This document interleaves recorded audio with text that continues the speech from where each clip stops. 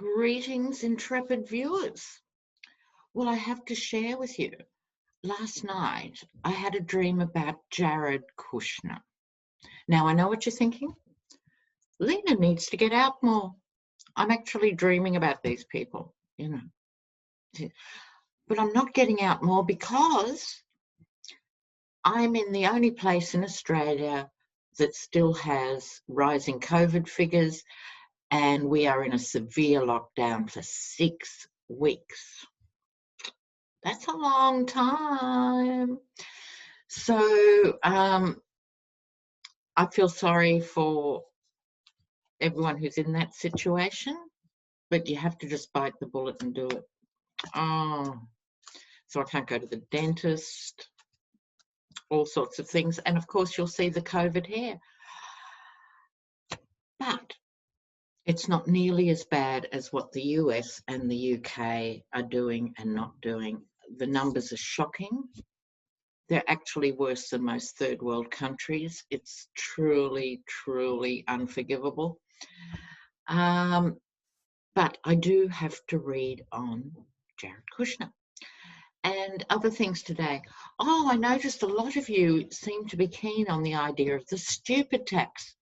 Now, for those who missed that video, I'm suggesting that public figures who do something breathtakingly stupid should actually pay large fines and help turn the economy around. So this week, I think the Stupid Tax Award would have to go to Susan Collins. I mean, she was whimpering around, right? Remember, she's the one who said after the failed impeachment, but he's learned his lesson. No, he hasn't, Susan. And you were really stupid to think he would. And she's whittering along saying, well, I'm not going to campaign against Biden. Well, of course you shouldn't. You should be on every chat show in the nation saying, I'm really sorry, America.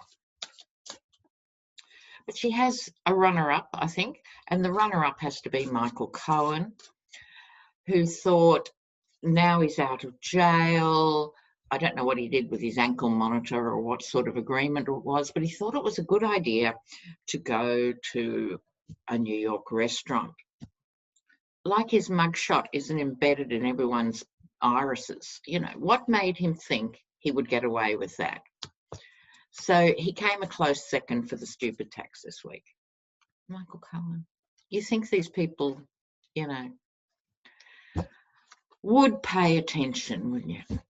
So the Supreme Court this week, mixed bag, you'd have to say. They've let religious organisations and any employer who says I'm a religious person doesn't have to pay contraceptive health premiums for their workers. Well, they shouldn't have to pay anyway if you had a real health system. It's doubly weird. But the big win was that Manhattan Cy Vance gets hold of the dreaded tax returns. Now, some people might be disappointed the Dems didn't get them, but I'll be honest with you, intrepid ones, it's 3 years too late for the Dems to do something with his, tax records in the way they have to work. Let it go to the Manhattan mob and let them go for it. Let's hope. I've always hoped there'd be RICO charges with Trump, the racketeering charges.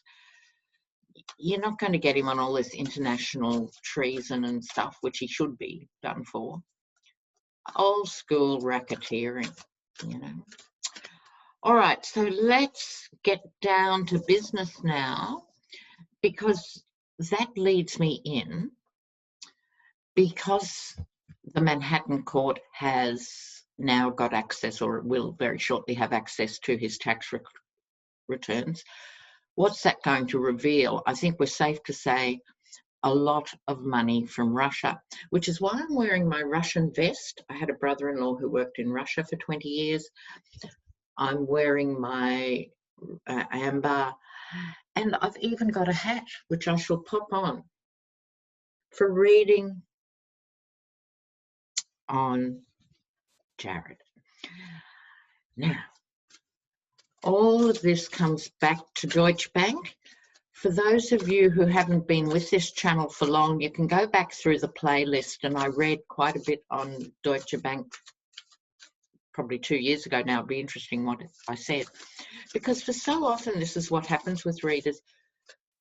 We see this stuff and we put it out there, and then nothing happens for 6 months or a year or a year and a half. I think finally these things are coming to pass. So let's look at Jared Kushner, see what's happening for Jared. Oops.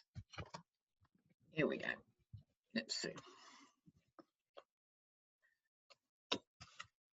So he has the Emperor, his father-in-law, crossed by the Eight of Cups. Oh, leaving his father-in-law. Oh, that's interesting.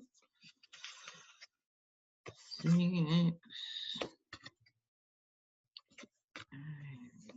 doing quite a big spread on him because I haven't read on him for a while. Okay. Oh, Lordy. All right. Now, his central card, or the signifier, there's his father-in-law, the Emperor, the Yeti. Across, Eight of Cups, this is Jared on a train moving away from the Emperor. This is interesting. This is interesting. Once the Deutsche Bank stuff really kicks in, that's going to pit them against each other. Which way will Ivanka jump in that case? Usually, you'd say most wives would side with their husbands over their parents. But because she's in deep, cult mode, who knows where that's going to get her to finish up. But it's going to put Ivanka in a really compromised position, because Jared's going to try and hide behind something. He might even say, Trump made me do it. We'll see. Okay, so they're going to be in conflict with each other. So what's underneath this? Why I leapt to Ivanka, I think this is Ivanka in tears. The Three of Swords. It's not a happy card. Now, what was leading into this situation with Deutsche Bank? The Ten of Pentacles. This is the intergenerational money, and they're as guilty as each other. So although they're a generation apart, Jared and his father-in-law, they have similar profiles. They had successful criminal fathers, and they thought they'd continue and make more and make more. So this is, doing deals in back rooms here. Wow. Short term, what's likely to happen is the Knight of Pentacles. His mercenary status, this is literally a mercenary in this deck, I love that, is going to be revealed early on in this investigation with Cy Vance and triggered by the tax returns. Okay. How does he see his own situation?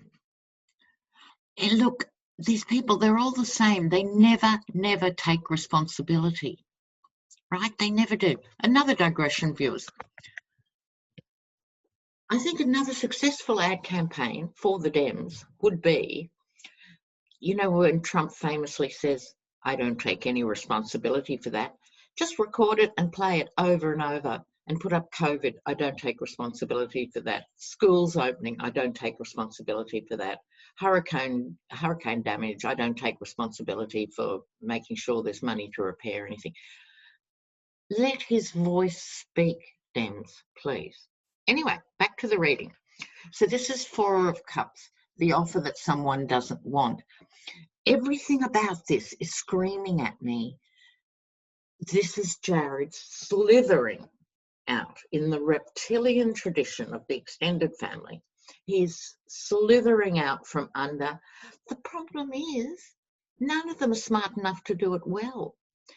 So he's only going to enrage Trump, I think, and embitter Ivanka. This is not a happy reading. So over it, this can be the card of nostalgia, but it's also a card of naivety, which is what I was just saying. They think they're so smart and they are so not, you know. He's another one with the brain of a cactus who's convinced he's an Einstein replica, you know. Okay, so what's the energy over the issue? You'll love this. Death. Yes, at the end of an era. I certainly hope so. We've all been trapped in this hell for long enough. I certainly hope so. It's like, it's not the end because there'll be court cases going probably past the end of my natural life, but it's a big end leading to another cycle, because death in tarot is death and rebirth of another cycle. So it's going to be the end of one whole era. And see, don't forget, Deutsche Bank is where he got loans for his abortive project, 666 Fifth Avenue. Anyone else would have been a little alert to the address, would they not? He wasn't, no. So he paid more than it was worth at the peak of the market. So where'd he go for money?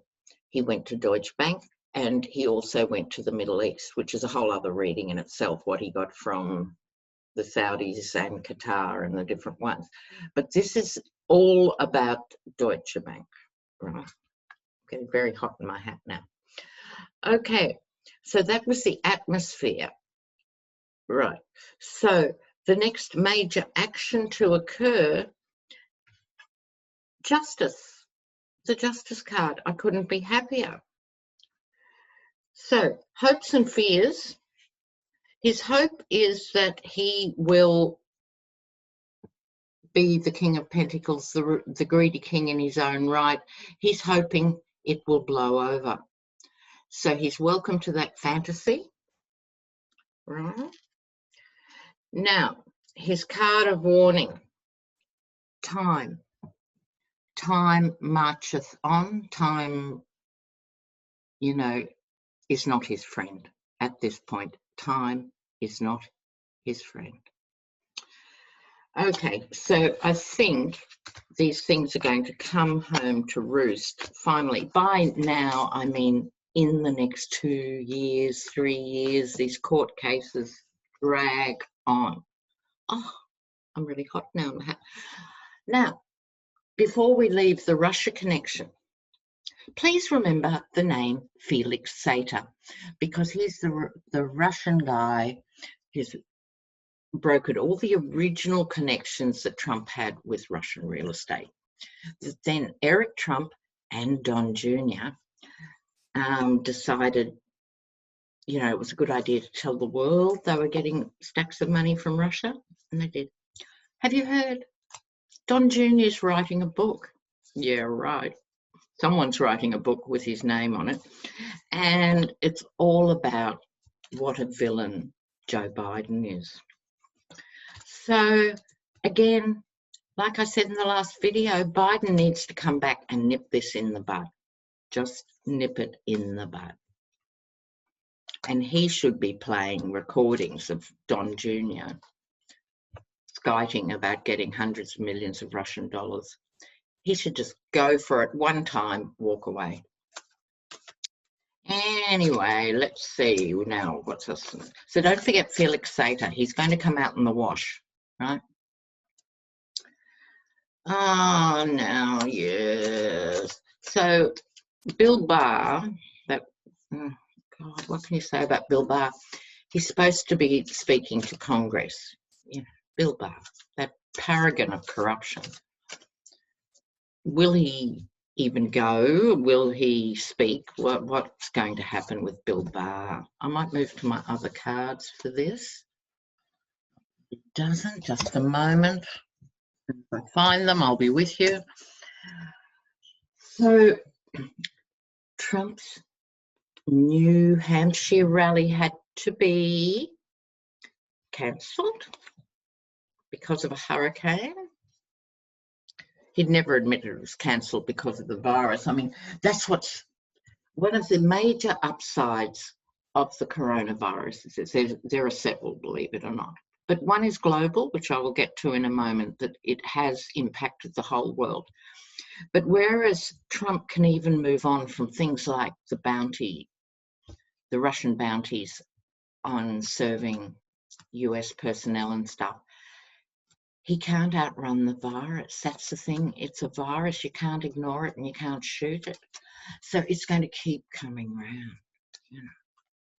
So I'm going to look now about Bill Barr and his testimony to Congress, because that's the other thing that the Supreme Court did, was say there is no such thing as a king. I bet that briefing hasn't made it into the West Wing. And that Congress has the right to issue subpoenas. So let's see if the Attorney General of the United States will comply with the subpoena. Will Bill Barr comply? Will he comply? Will he speak?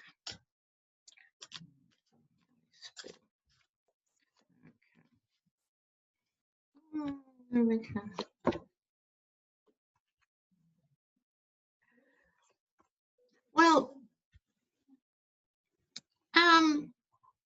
maybe. This is the new kid on the block, somewhat victorious. I don't think it's one of the major players. You know how in the last congressional hearings, it was often the other ones like Katie Porter and different people who shine, not the... So I don't think this is a Schumer or a Pelosi or anyone. This is a new, fresh person comes to grill him.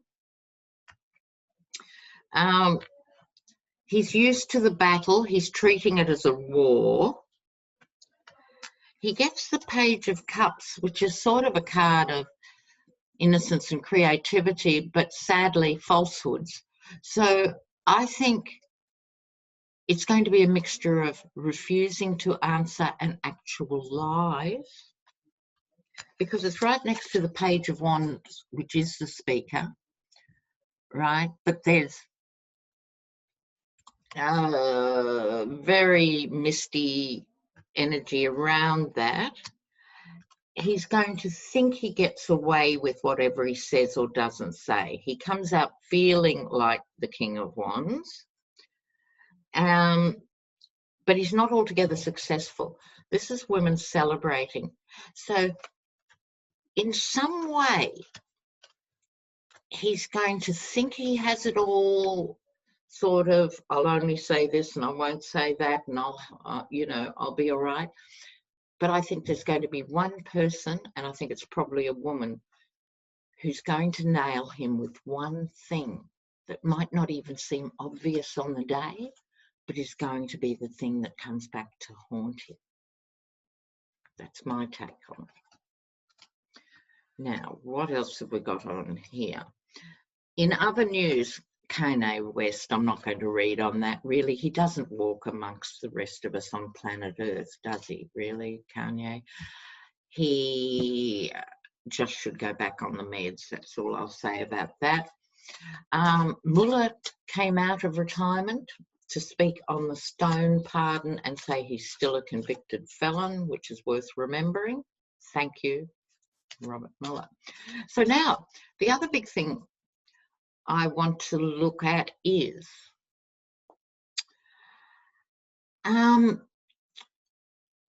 sorry, my brain's full of Russian oligarchs who signed off on Trump's loan application at Deutsche Bank.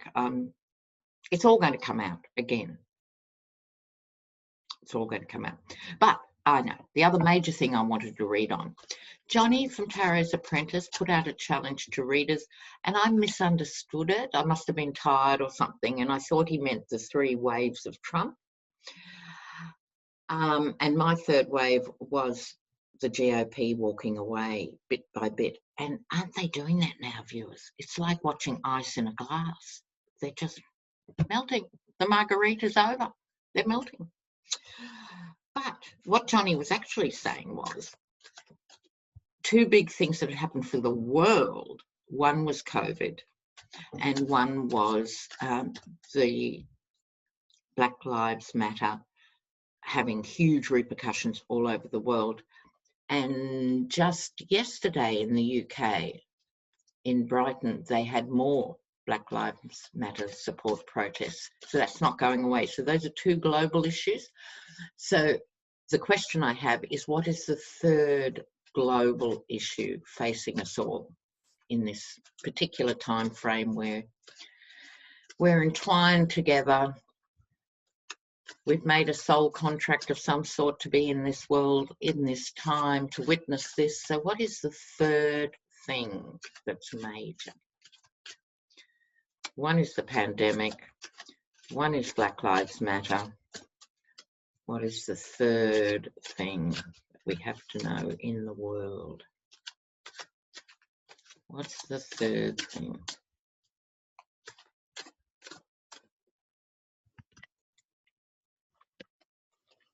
Okay.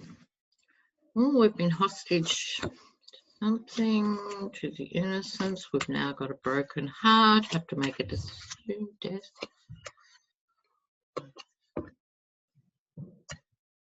That's actually the key. All right, I'm going back to the conventional rider weights. Now, this is a card. It can be a metaphor for feeling imprisoned, and certainly a lot of us are feeling, you know, that we're stuck in our homes and we're in prison now. But it can also be literal. There's the trade in human beings is bigger now than it's ever been in the history of the world, because we have bigger populations now. So that alone could be speaking to something. What underlies this? There's a tremendous pain to this. I asked for the third issue, 1, 2, 3. So this is the third source of pain. We've been on borrowed time looking back for how to run our countries and what we think politics should look like and all of that. And there's a screaming naivety to that. We have to change. We're being called to a crossroads. So I'm beginning to feel quite strongly the third wave is how democracies and governments, and most importantly, how economies are going to be looked at differently. We have to reinvent the economic outlook. Here's the death card, just like we had with Deutsche Bank. A major end and a major beginning. People are beginning to talk about it. This is things like universal basic income. Right? And this is compromise around money and ideas about money. So to put this together, intrepid viewers, I think this is the third big thing. Not only will corruption be exposed, the rottenness of the system, but we have to ask ourselves, right, what is really going on in our names, in all the countries we live in, whether that's the UK, Canada, the Netherlands, you know, anywhere in the first world, as it's called, or even in second-tier countries. Corruption is so total that it's become normalised. So if you grow up in Brazil, you know you've got a corrupt government and you vote for this one and that one, knowing, same in Argentina and other places, at least people know they've got a corrupt government. In first world countries, we tend to kid ourselves, the illusion, the childish illusion, that they're not corrupt when they are. So when you have a situation like the biggest companies in the world not paying any tax, when you have all the richest companies paying tiny tax, like Warren Buffett famously said his secretary paid more tax than he did, all that stuff that's been normalised has to be questioned at the crossroads. It has to be questioned, all right? because there seems to always be money for corporate welfare. We subsidise the coal industry in Australia in this lunatic arrangement, and I'm sure you've all got versions of it, and yet there's no money for the kids' lunch programs. You know, no, we've got to start saying no, and someone's going to say it really well, like Greta Thunberg became the sort of poster girl for this generation of environmental stuff. It's like someone's going to have the money conversation and be able to put it in a soundbite. The sheer injustice that is all our economies reduced to a soundbite. That's the capacity. It's someone youngish. It doesn't mean they're not 30-something, but youngish can say this giving pennies to the working population is no longer going to fly. So that raises the issue of the follow-up on the relief payments everywhere. Yours in America are getting cut soon. Ours are getting cut at the end of September. I'll just have a quick look on the relief or the stimulus package and see how that's going before I go. What's happening with the stimulus package? What's happening with the stimulus package? Stimulus package. The US stimulus package. They can't leave 40 million people high and dry. Well, they can. We'll see. That's exactly this stuff. That's why we have to preserve our energy and be in for the long haul. These next 4 years are really important everywhere. So rest up, regroup. Okay, the stimulus package.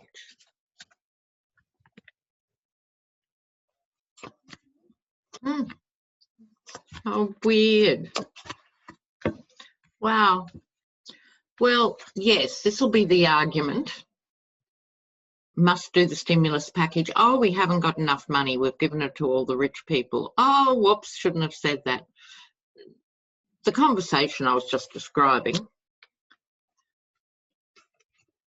The death card, guys. Again, it keeps coming up in the best possible way. These things have to die to move on. Have you noticed? Look here. I cleaned the lens of my camera, so hopefully it's a bit easier to see. The king has fallen and his crown has toppled, and it has to be a new way. Karmically, we've reached the end of the road. This is the destiny card, karma card, the fate card, the wheel turning. We've exploited workers everywhere for as long as humanly can be done, right? We've got not only the working poor in Australia, Canada, the UK, the US, the working poor, we've got the working homeless. It's outrageous, and it's come to the end of the cycle. This is a big wake-up call. And in regard to the stimulus package, I think there will be an 11th hour agreement that'll steer it into calmer waters. I certainly hope so. So, really important, guys. Rest up, take breaks, because you need to have a good group of support. Online support is great.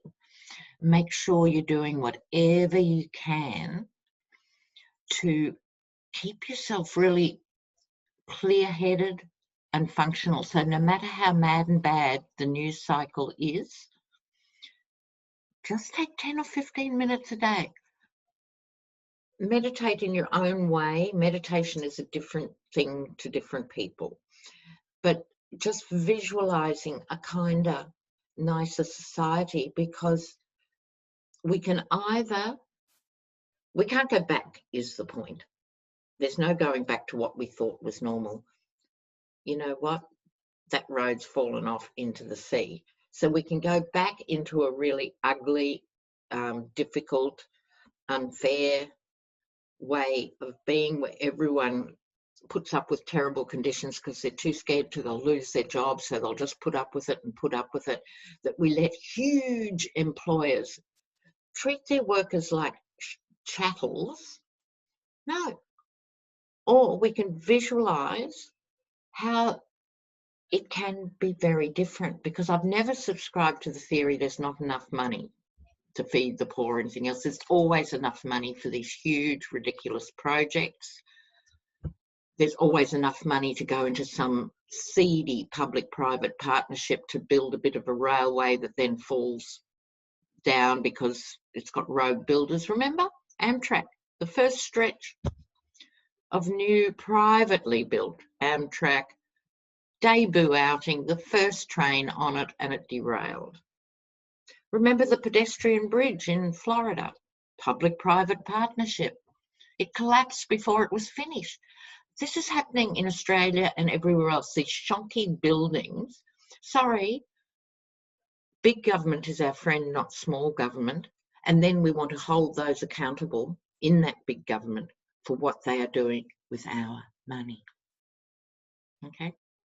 Rest up, be kind to yourselves, and I'll see you soon. Okay?